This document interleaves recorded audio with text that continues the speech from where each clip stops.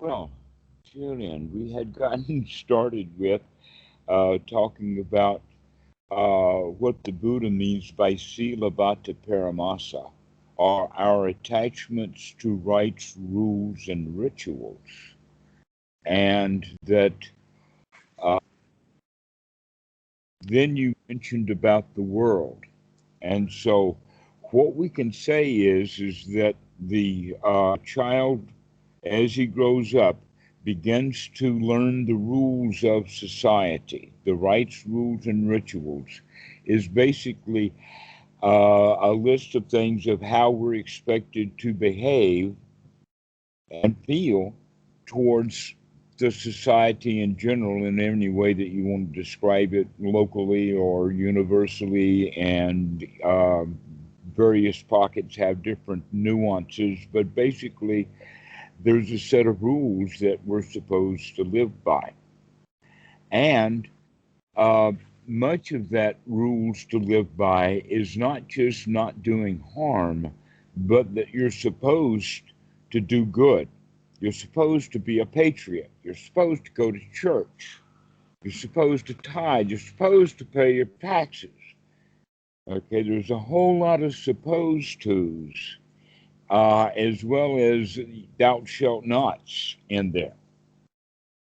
Now, how that whole show got started, um, and linking it in a kind of a religious way, is that um, the idea is that if you do what you're told to do, or that you do because you were told to do it and you do it, the people who told you to do it already think, and perhaps you also do, think that that's good.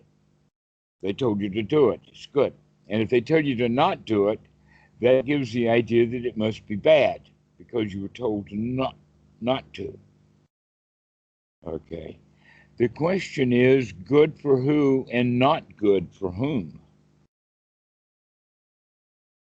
That's an important question because um, often the authorities or those who set themselves up as authority or a boss because they want something and you've got it.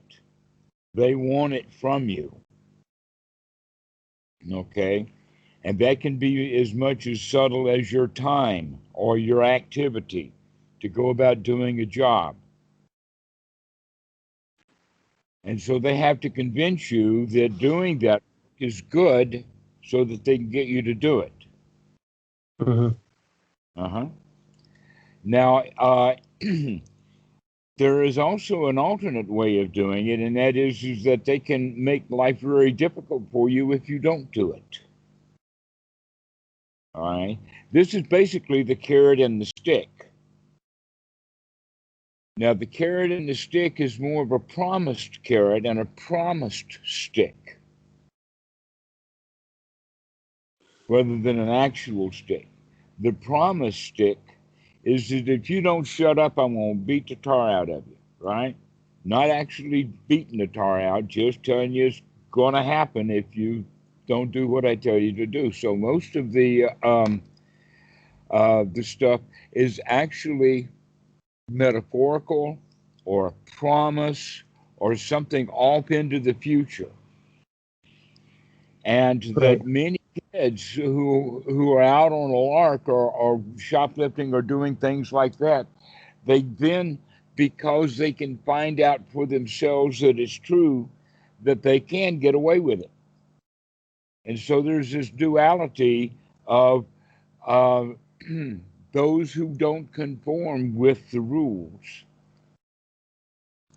And so they think that they can get away with it, which means that the rule keepers are going to make the rules as ironclad as they can. So then the idea of if you do good, you'll get good results, and if you do bad, you'll get bad results, no matter what. Mm. No matter what. Okay? And basically, what that leads to then is concepts of heavens and hells, or that you get punished eventually for what you've done wrong. and yet you will be rewarded eventually for what you do good. Now, there's a few alternate stories with that, and that basically one of the alternate stories is the concept of forgiveness, that there's either retribution, there is forgiveness, or there is rehabilitation. Those are the three possibilities. If something happens that you want, that is unsatisfactory, let's say for a group of people, a mob, an individual, whatever, then he can either take revenge, which is punishing the other person, or he can forget about it and forgive it, or he can go about fixing the situation. Those are the three ways that we do it. But our system forgets about that third concept of let us say, fixing the situation or making friends with your enemy. Okay, because forgiving someone is not enough. And not only that, but forgiveness is not enough, because that just gives them permission to do it again, and puts them right back into the position then of, wait a minute, I can get away with it. Because even if I do get caught, I can get forgiveness, and then I can still get away with it. Right. Okay. So the correct way of doing, and then, by the way, because they do get away with it, and then they are free to do it again, that means that they will remain in the enemy camp if they do it again. So because you forgive someone doesn't make them a friend. There's got to be more than that. Okay? And ultimately, the top line of that would be that they now see the error of their ways, and therefore they will reform or refrain from doing that again, that they will show restraint. Okay? That's an interesting point now, because the second kind of thing is seeing it, as opposed to it merely being a rule that we kind of took on faith or on promise. Promise of carrots, promises of sticks, etc., like that. So the Buddha has a teaching about the karma, which indicates that we cannot go by what something is good simply because we were told that it was good. That we have to do that kind of investigation for ourselves. Each individual one has to know what is right and wrong, what is dukkha, what is not dukkha.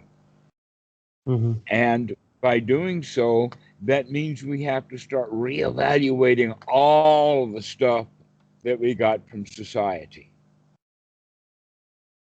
It means we need to trust our own judgment instead of what we're told. Pardon? That means we need to trust our own judgment instead of what we're told, right? I wouldn't call it judgment. Okay. A better word would call it discernment. Because discernment. Because discernment has the quality of wisdom built into it, that you can actually see what's going on, as opposed to judgment, which is normally and traditionally operated by feeling. And so people go with how we feel. Most, in fact, of the judges in court, they go by how they feel about the case.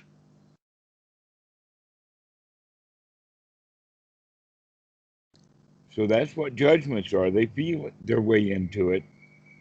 And there's a lot of maybe information that will feed that feeling. But the feeling itself it works like this. When we like something, and we like it because it gives us delight in a very small or perhaps a large way, but there is delight. We like it. And because we like it, we want to continue and maintain that feeling of liking. And so now we think that if I own that product, then I can continue to have the delight that I had when I had that first initial reaction to it. Okay. So that means now I want it. Mm-hmm. Okay. So you describe to some newbie who walks into the temple, or somebody you met on the street, and you start talking about how marvelous enlightenment is, and he hears about it and he says, "Hot dog, I want that." Okay, so now he wants Okay. something that he doesn't have. And so now you can see that that's a hindrance. This is exactly then how society gets us hooked, is through our own greed. Our own, I want something I don't have because I like the feeling that I had when I thought about it. So the typical way that a charlatan operates is he comes in, he makes friends with you to make you feel good. Then he starts talking about something that he thinks is really great and gets you interested in it. And then he offers it to you in a sort of a deal, right? That's how they operate. And then there's a bait and a switch, so that when what you wind up with is not what he was promising you in the first place. And sometimes it's pretty far away from it. And sometimes all he ever sold you in the first place was the idea. Okay. So that's in fact how almost all magic potions are sold. Magic It's because potions? somebody wants something. Do you mean that like metaphorically, or do you mean the actual magic portions? Throughout history, reality, and modern days, more euphorically.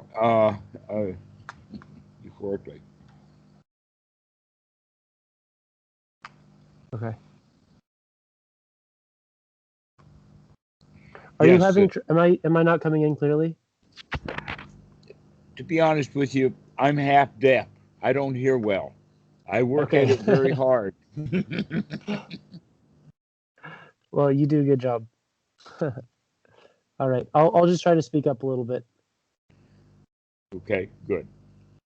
Yeah.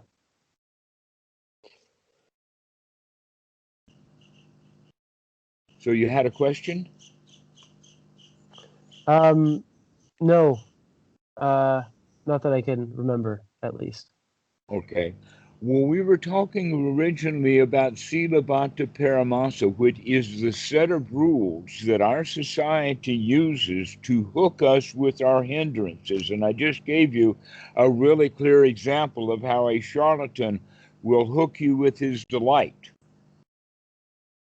okay, and get you interested in wanting what he has to sell. In that regard, every salesman is that charlatan. And every salesman is selling something, whether it's a preacher or a doctor or an automobile mechanic, you name it. That's what business is all about.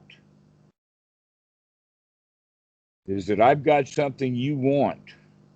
Mm-hmm. Mm-hmm. Guess what? Business is not so great if you don't want anything. Right. Yeah. So how can we train the mind into the state to where we don't want anything? Well, one of the ways of looking at it is by looking at all of these supposed tos that our society has given us. We're supposed to climb the ladder. We're supposed to get a good education. We're supposed to be able to read. We're supposed to get a good job. We're supposed to buy a car. We're supposed to buy a house. We're supposed to buy a what do they call it? Trophy wife. Buy a trophy wife? I guess technically, but And then the government, they tell you you're supposed to vote. We want you to vote. Don't you want to vote? Now, there's two ways to get people to want to vote. One is to talk them into wanting something that they don't have. Oh, we're going to give you free Medicaid for everybody. Okay. And sometimes that sells and sometimes it doesn't. The other way to get votes is by terrifying people that the other party is so bad and only we can save you. Meanwhile, we never give you what you want. But it's their fault. The reason we don't ever give you what you want is because they won't let us give it to you. And so this is the way that politics operates. When you can see these things, when you see that it's all built upon a set of rites, rules, rituals, performances, techniques, and the society hooks us with those things, with what society does, but we hook ourselves to society, or those things wouldn't work anyway. In other words, we leave those places out, or hooks for the society to hook us with. But at that point, it's I who grabs that.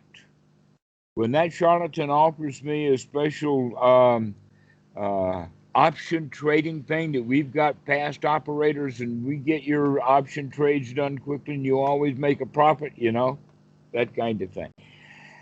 And those who want to invest and are willing to take a chance and go for the big bucks, they're the ones who grab hold of that, and they're the ones who get cheated.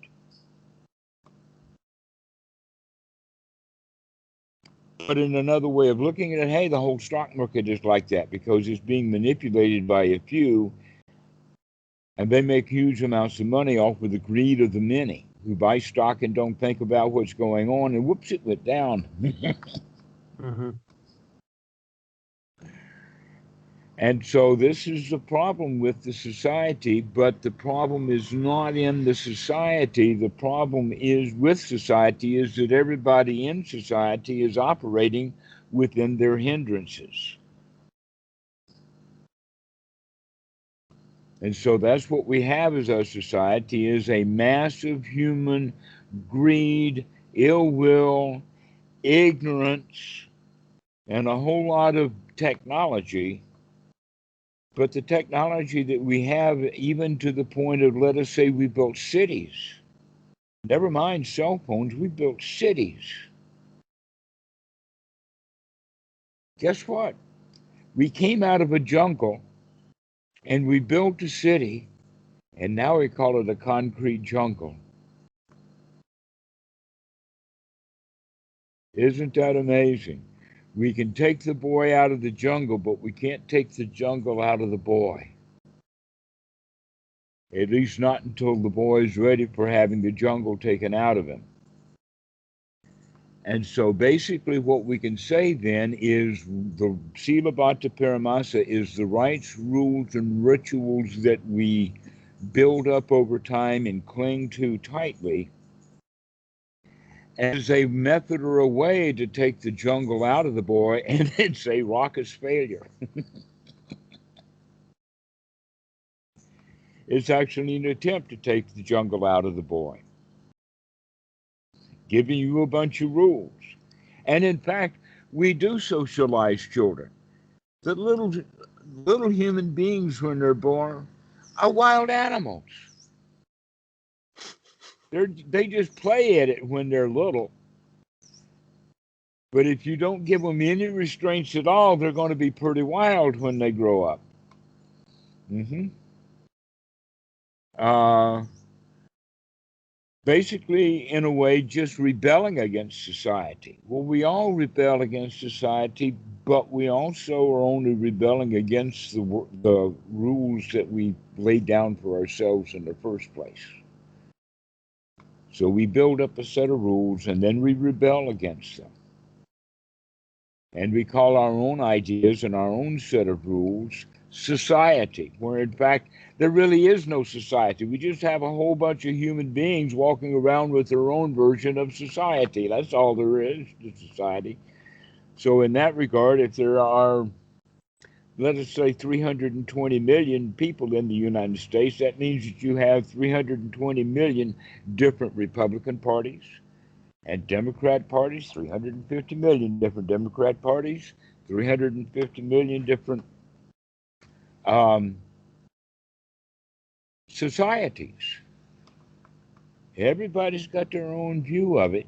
Now, many of them coincide. There's Venn diagrams in there, you see, with overlapping places, a lot of overlap. But there's a lot of uniqueness also, and everyone builds up their own because everyone had a unique childhood. In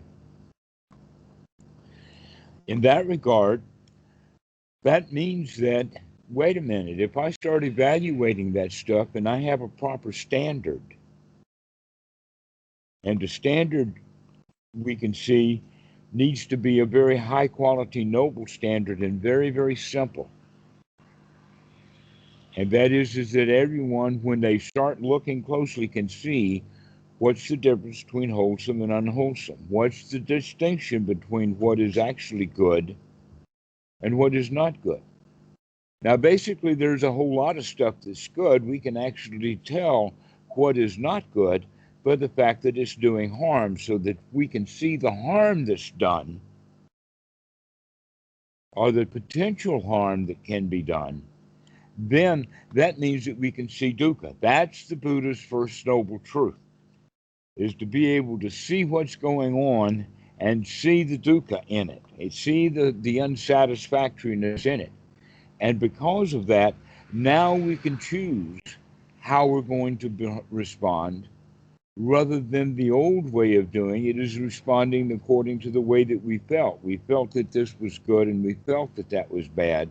Now we're going to do it with wisdom. We're going to wake up, take a look, evaluate it, figure out, and the gold standard that we have is dukkha, dukkha nirodha. If it's unsatisfactory, now we could have other standards. Some people will have the standard, is it holy or not? Or if it's British or not, or if it's French or not. You know, there's many different standards that people, is it Republican or not? Or is it Democrat or not? Is it legal or not? There are many different standards that people will use. But most people ultimately wind up with the standard, do I like it or not? And we're changing our standard now to, is this dukkha, is this an unsatisfying thing to do, or is it wind up being a win-win-win-win-win situation? When it winds up being that he wins, I win, you win, who we're talking about wins, the guys we're not talking about wins, and everybody wins, then we know for sure it's wholesome.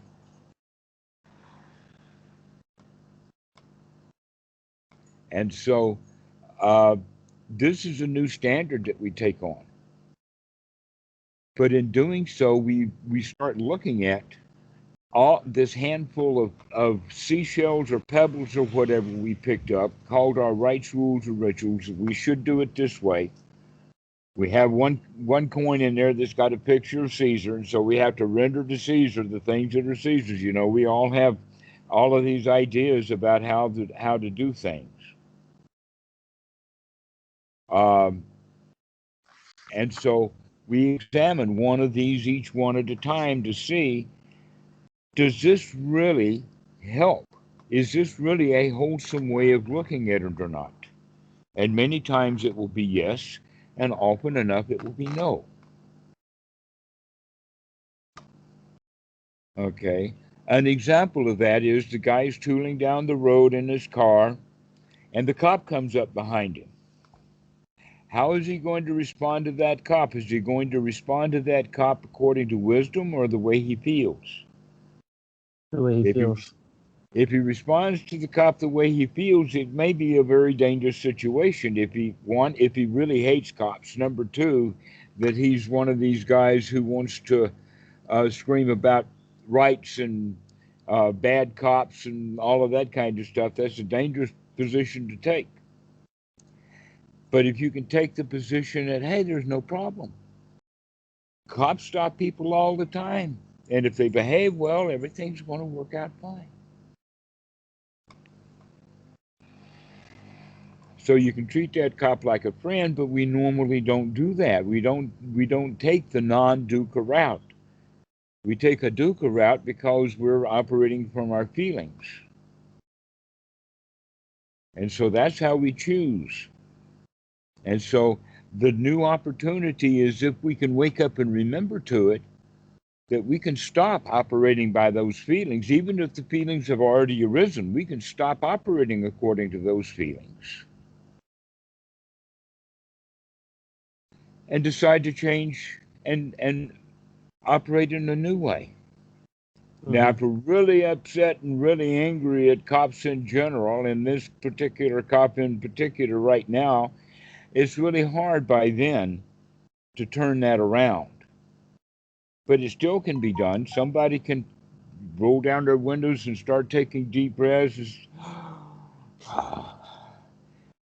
Mr. Officer, I'll be with you in a second. Let me take a breath. Calm myself down. So we can do that. But the thing of it is just because a cop pulled up behind somebody doesn't mean anything. All of that tension or anger or unhappiness or feelings of fear arose because of what that person did with seeing the cop come up behind them. Looking in the rearview mirror and the red lights, and they pull over. Okay? This is what we mean by the past, or the sankhara, that everybody's going to operate differently depending upon, because it's not really the real cop behind them that they're responding to. It's the cop that they've manufactured in their head, that this guy is only reminding them about cops in general and how I should treat cops in general, because they've got several cops in their memories.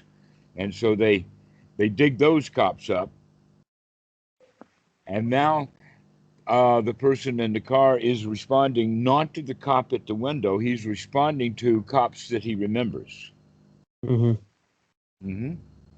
Or cops he's even heard about. An immigrant who's never been to the United States can be tooling down the road, and all he's heard is bad things about cops. And he's going to freak out when one stops him. He's never seen them before, but he's heard some bad things about them. So that's what he has, and so that's what he reacts to when the actual cop stops him. Okay? This is what is called sankhara in the Buddha. And that, in fact, this sequence that I'm talking about of walking back from that we make our judgments and our attachments, the tanha, back to the clinging actually is upadana, back to the tanha, back to the vedana, the feelings. And then with wisdom, we can change our feelings. But that those feelings were feelings that contacted us because of an internal memory system that we made up. And we made up that system. The making it up is called Dhammarato, when we take the actual physical cop that walked up behind us and we turn him into the image inside of our mind that's got old cops and old information mixed with it to come up with the internal cop that now comes up to the window. So it's not the real dude anymore. It's the one we've manufactured in our mind that we then react to. Does that make sense? Yeah, that makes sense. Okay. This is actually the teaching of the Buddha.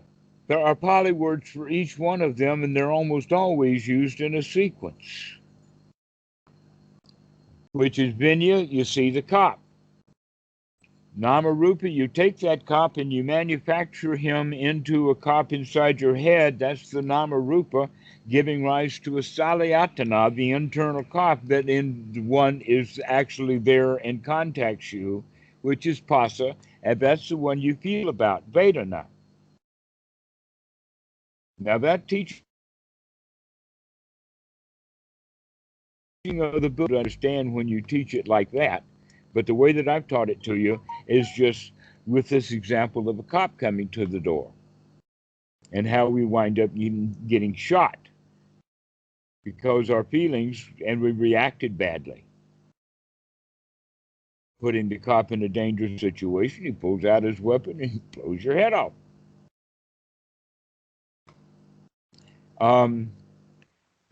A very clear example, by the way, of that is the videos that finally were released by the guy who last summer was choked to death by the cop having his knee on his neck.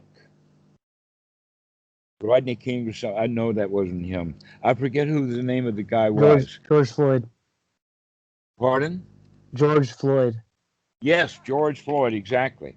But the initial reaction when the policemen were coming up to his window, he probably was already involved with a dirty cop. And he thought that the cop was coming to kill him. And he responded to the cops completely freaked out. That's why they eventually put their neck on him, because he just would not shut up and he would not behave and he would not settle down. He was absolutely berserk with fear. He got himself killed by being afraid. I mean, this is maybe one area that we might see a little differently from each other.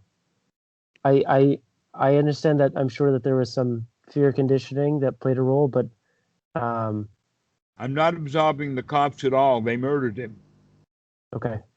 They murdered him for being afraid. Okay.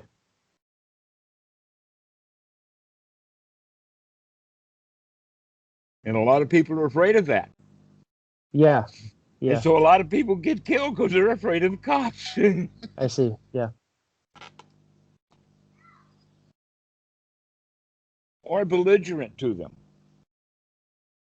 I understand your point. Yeah. That our conditioning, either through experience or what we've been told, turns things into it causes suffering, and it's not through actual reality, but it's through our reaction or our conditioned response to those things. That conditioning is what we call sankhara. That in fact, that's actually one of the useful definitions of it, but most people, when they hear the word conditioning, they don't really understand what we mean, but you've got it technically correct in this use of it. Right. That we are conditioned that way. That whole sum of conditioning, we cling to and hold to. We hold to our conditionings. Why? Because we need those conditionings to fit in with society. Right? Which means that that societal part of us that is instinctual, and it's got several words that name it. One is the herding instinct, that we are herding animals. Humans operate in herds. Another one would be nesting instincts, that humans like to sleep together.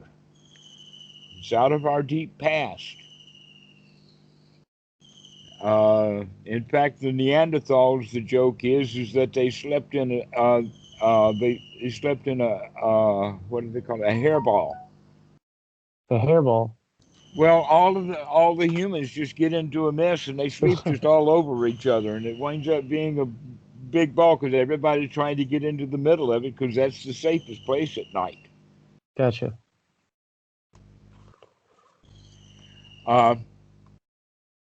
So we are conditioned, but the conditioning stinks because it's instinctual. That we're trying to navigate and figure out how to operate in the world, and so when we see what hurts and what don't hurt, then we make our judgments based upon what hurts and what don't hurt. And we're not using a reality, and so we have to follow a set of rules given by somebody else who promises hurt and don't hurt.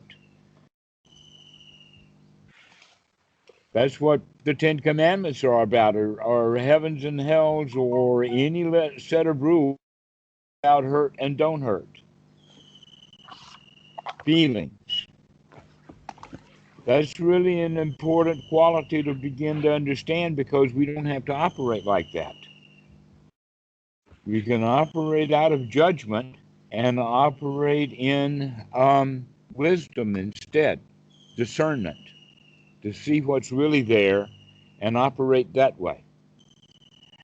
Actually, this fits in with the teachings that Bhikkhu Buddhadasa was quite a fan of all kinds of religions and was into all of them, looking for the similarities and finding quite a lot of similarity with Christianity, as for the teachings of the Buddha, the teachings of Jesus were similar to the teachings of Buddha, Mm-hmm. though he did believe that what they taught and believed there was merely natural wisdom, just like what the Buddha got was natural wisdom.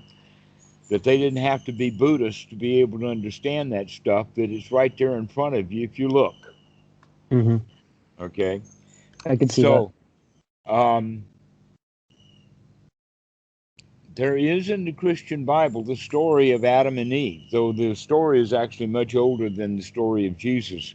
But the story of Adam and Eve, um, the Christians, they really love the story, including all the acts, all the characters, and all of the plots and twists and turns.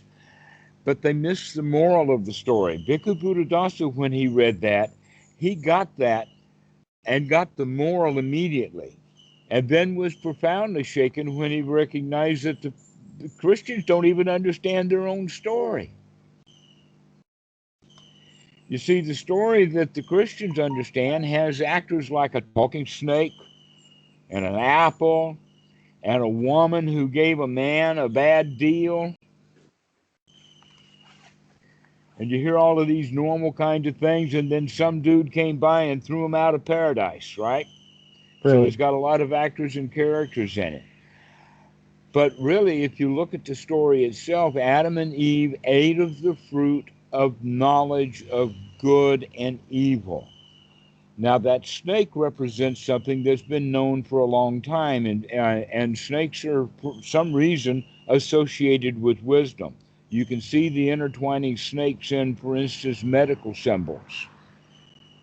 Okay, when you show the staff of medicine and the doctors, they've got intertwined snakes, and there have been temple snakes and all kinds of things about snake handlers and snake charmers, and it's an interesting thing that the snake winds up as the one who gives her first results. Okay, so they ate of the fruit of knowledge of good and evil because they got the fruit from the snake. But here's the point. The idea about fruit is that it is the result of something, like the fruit of your labors, the fruit of the loom, the fruit of the groin. It's used that way here also. That it's not an apple or an orange or a banana or a fig. That it is the fruit of the knowledge of good and evil. What is the knowledge of good and evil? Is the feelings we have of going around saying, I like this and I don't like that, which means this is good and this is bad. And so what we do with that knowledge is we go around and carve up paradise.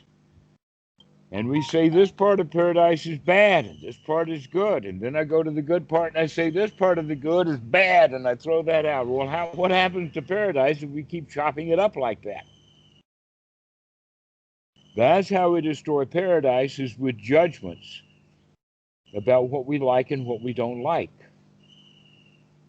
This is in fact the way that we respond to all of those rules and all of those ways that we should be doing stuff, is because we're not really dealing with what really is going on. We're dealing with how we used to feel about it. And so we make decisions for all time that this is good and this is bad, because we keep dredging up the same old memories about, well, it once was good and it once was, and that was once bad, therefore for all time it gets, at least now again, that's good and this is bad. But isn't knowing wholesome and unwholesome pretty close to knowing good and bad? Yes, that's the whole point, is that the good and bad, though, is coming from your stored memory, to where wholesome and unwholesome is based upon your investigation of it in the moment. Looking to see, is it now wholesome or unwholesome? Rather than having a set or a criteria or a law up on the books, and you follow this case with that law and check, okay, it passes that rules test. That's like the Zen phrase, beginner's mind. Pardon? That's like the Zen phrase, beginner's mind. That's precisely it. Never mind, start again. Don't deal with the past. Throw all that out. Just start again. Right, beginner's mind. Every moment is new. So that means every moment is worthy of not just investigation, but also appreciation. But the best way to appreciate something is by investigating it as best we can up to our skill level. I almost said investigating the hell out of it, but that's got a different meaning. Yeah. Because, in fact, that's what we're doing. You're taking the dukkha out of it. Yeah. We used to call it taking the Mickey out, but you get the idea. Yeah. That we're beginning to make some discernment. We're beginning to look at what's going on and making a choice in this present moment. And in the process of that, we begin to recognize, look at the way that I used to do it. I used to have all of this procedure, all of these setups, all the ways that it should be done or supposed to be done, rather than looking at it, how it is right now.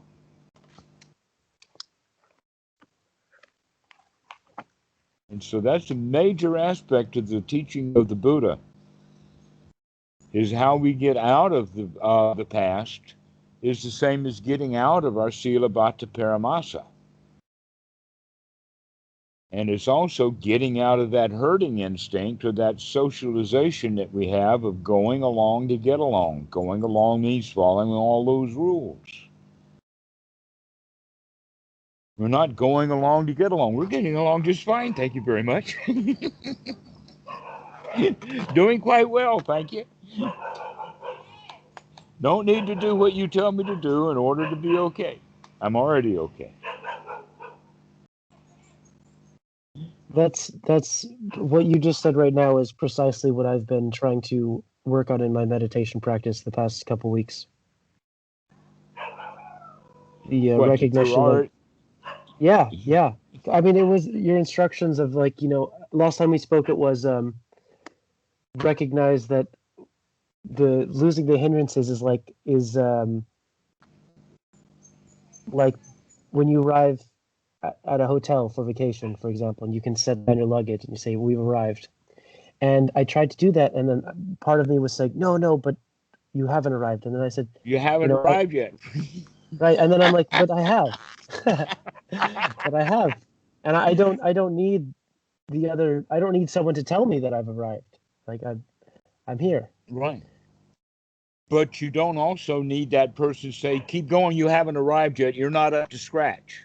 That's Exactly. the Silabataparimassa. That's that story that says, no, you haven't arrived. Yes, you have. Yeah. Here you are. You've arrived. The facts are, here we are. But the story is that, no, you haven't gotten it yet. And that's the story that we need to forget, to just drop that out. That's an old story. You've been told that all your life, that you're not good enough. Yeah. It's always about the next goal, but there's always the next goal. Right. But no, there's not any next goals. There's just the next moment. And if you can enjoy it, that's your goal, this next moment. And not only that, but it's the prize.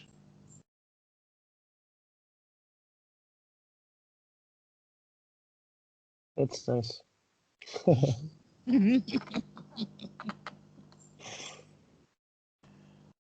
So, yes, this is the whole story of Silabataparimassa, of giving up all of that stuff. And yet, when you see this written in the suttas, it first off is a little bit hard to understand. It's generally a one-liner among many very profound one-liners.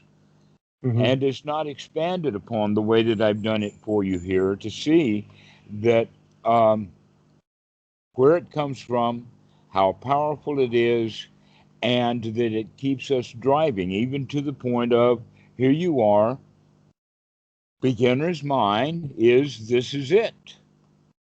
And then you go back to, no, this is, you ain't done yet. You haven't gotten beginner's mind yet. You're still old man yet. Okay, so this is this is the story that we have been telling ourselves. This is part of the story. Okay? Mm-hmm. And this is why we go along to get along, is because deep inside we have this position of being a victim. That not only did we start out as a young, tender infant child, a victim in reality. In reality, we were born as a victim. Every newborn is a victim. The most likely time for any being that is born to die is immediately upon being born or before that. That they say that most pregnancies are aborted naturally, and many times it'll happen and the mom doesn't even know it. Miscarriages, Mm-hmm. very, very common.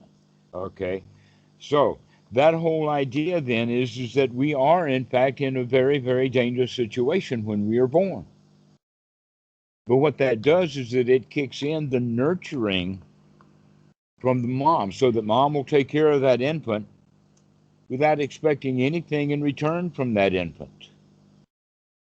If the baby's crying, she'll pat it on the back. If it's pooping, she'll change its diaper. If it's not well, she frets about it. She wants it to be well. She's really taking care of the well-being for that child. But that all changes by the time the child is 4 to 6 years old, and now we put the child to work. Do your ABCs, clean your room, shut up, sit down, put that cell phone down and do your homework. You know, all of that kind of stuff, right? Mm-hmm. So the nurturing stops, but the victimhood doesn't. And so we remain victims while we keep now getting a new set of rules and a new set of procedures to follow. And every child feels overwhelmed with all the stuff that they've got to keep track of. Because remember, we were born wild. We're not allowed to be wild. We're kept as that victim. We don't allow, the child is not allowed to grow up and to become a full adult. Not in our society. If anybody ever does grow up, it's almost like an accident and a surprise, and the authorities may come around to try to fix things, call him crazy or something. Where in fact, all he did is he woke up and he saw what a mess this society is for us, and it keeps us all in a state of victimhood. So, as a victim, we now have all of these rules to follow in our heads and saying, if you follow these rules, you'll be able to get along. And if you don't follow the rules, then you will be, in fact, victimized just once again. And now we're caught in the catch-22 and we don't see any way out of it. We can rebel against it, and then we'll feel guilty about our rebelling. And all of this is happening within our own minds generally. Many folks rarely play it out in reality. We always play it out on the inside. Mm-hmm. Okay, so now we're going to make an entire new choice. And once we see that that is the right new choice, then we become determined. I'm going to start making that choice every time I have to make a choice. I'm not going to follow feelings anymore. I'm not the feelings that are messed with and manufactured from the past set of rules and the way that I felt about those rules in the past. That I'm going to wake up to remember I'm going to evaluate the situation in this present moment and get a kick out of it. Kick of joy.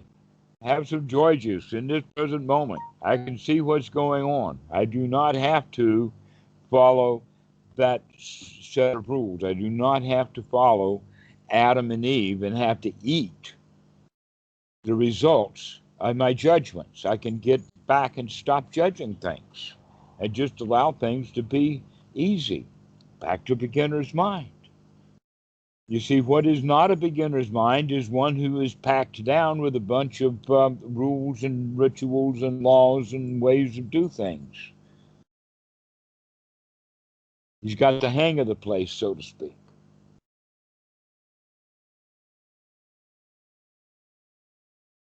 And that's amazing because it's painful.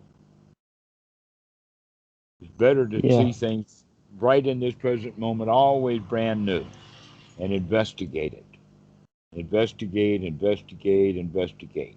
This is what is the teachings of the Buddha. That's one's right view, is to keep looking with the wisdom eye, keep noticing what is worthwhile and what is not worthwhile.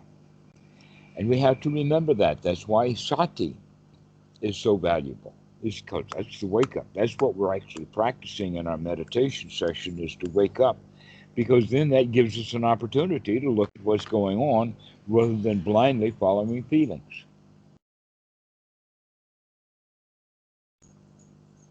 Right. And that whole sequence of events that happens in the mind that we started to go through is what is called paticca samuppada. And what that means is dependently arising. Or what that means is this is a spark that sets this fuel on fire, but this fuel sets the next piece of fuel on fire.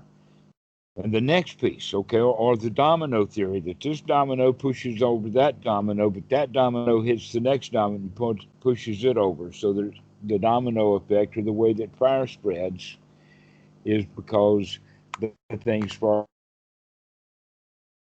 from one.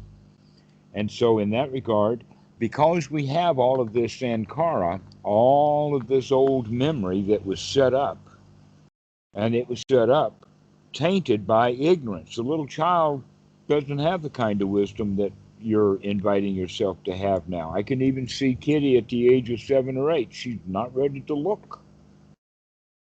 She's still caught in the fantasy world of childhood. As children, we don't really understand much of anything. They're pretty sharp in picking up some things, but there's then other things that they completely miss out on, especially about their own feelings. And so we are as ignorant, we start off ignorant, and because of that, we collect all of these rites, rules, and rituals because we want to go along to get along, very instinctual. So that in the present moment, over the time, all of that stuff built up, so that in this present moment, when we see something, in order to understand it, we take that stuff and process it with all of that old memory to come up with an understanding. That's why the cop that came to the door in reality is not the cop that we see in our mind's eye. Because the one in the mind's eye has got, in fact, if you really were a beginner, you wouldn't even recognize his uniform. If you really were in beginner's mind, you'd say, what's this guy want?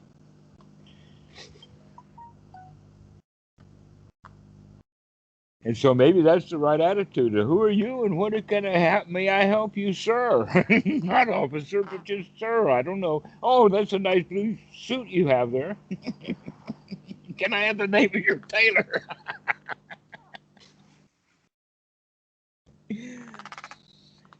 So, we actually do, though, quite quickly in the mind. It happens very quickly that we'll take this old idea out of the past and bring it up and put it in reality. So, what we've talked about so far now is Ajiva is ignorance. Sankara is the concocting, the packaged together, the concocting that we have done, the compilation. Then there is Vinaya, the actual being here and seeing the cop. And then is taking the cop that we actually see and adding all of that old Sankara to it. That's the Namarupa. Adding the Sankara, coming up with the internal representation, it's called Salayatana. That is what contacts us. Who we actually are working with here is the cop in our mind, not the actual one. So that's what contacts us. That's what we feel. But guess what? The feelings that we're going to have now are the remembered, concocted feelings that we brought into the darn thing from the past. And if we're sharp about that, we can say, hey, wait a minute, I don't have to treat this cop the way that I treated a cop 20 years ago. I can do this one again. This is new.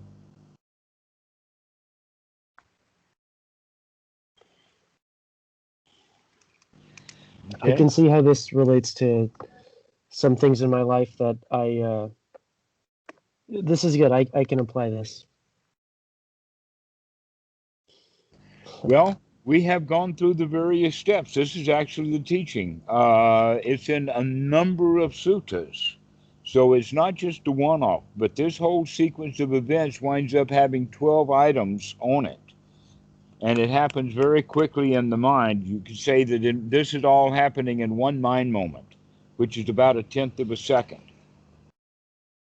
Um, to where we take all of the past, we see something on the outside, we bring the past up, we figure out what this is, but our figuring it out is based upon the past, so it's going to be different from what actually is out there. So I'm going to treat this cop the way that I treated an old cop. I'm not going to treat him the way that I've heard that I ought to treat cops, and not treat the cop the way that things are right now. Okay, so that contacts me. I have those feelings, and because of those feelings are ignorant, now I'm going to follow those feelings ignorantly, and so I'll want something, or I'll be afraid of something, and because of that, that's the grasping and clinging, upadana and tanha, that then gives rise to the birth of dukkha, and that's the sequence. That's the way that it operates. And when we see how the mind operates, we can recognize, hey, we can make a change to that. We've got responsibilities here. Once I wake up to how the mind is working, I can begin to reevaluate it. I don't have to feel the way that I was feeling because of the old past, but I don't have to follow my habit. I have a choice, and I can respond the way things are right now, rather than how I brought it up out of the past. That's liberating. That's really liberating, to have that choice. And that's why we want to develop sati, is so we can make that investigation, so that we can make the choice a new choice. Beginner's mind.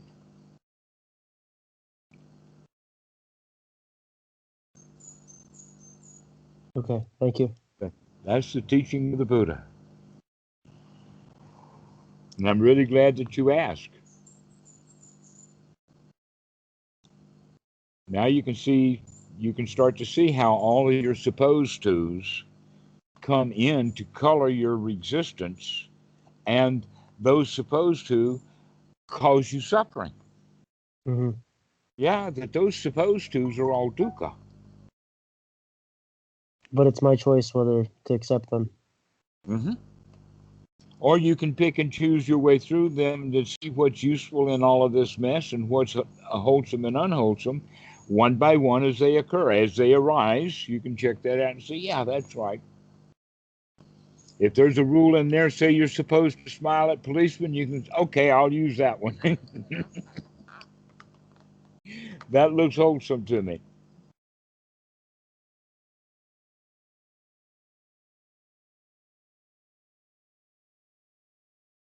So as these rules or thoughts of rules arise, investigate them,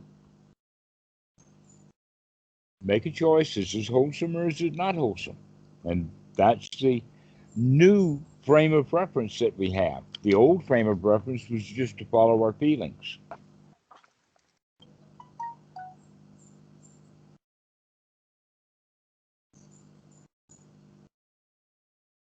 So that we can either follow our gut feelings, or we can follow our supposed to feelings, or we can look at what's really going on and follow our wisdom.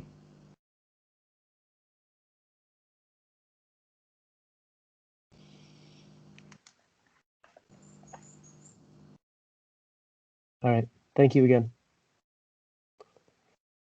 So you think you got something useful out of this, huh? Yeah, I do think so. Great.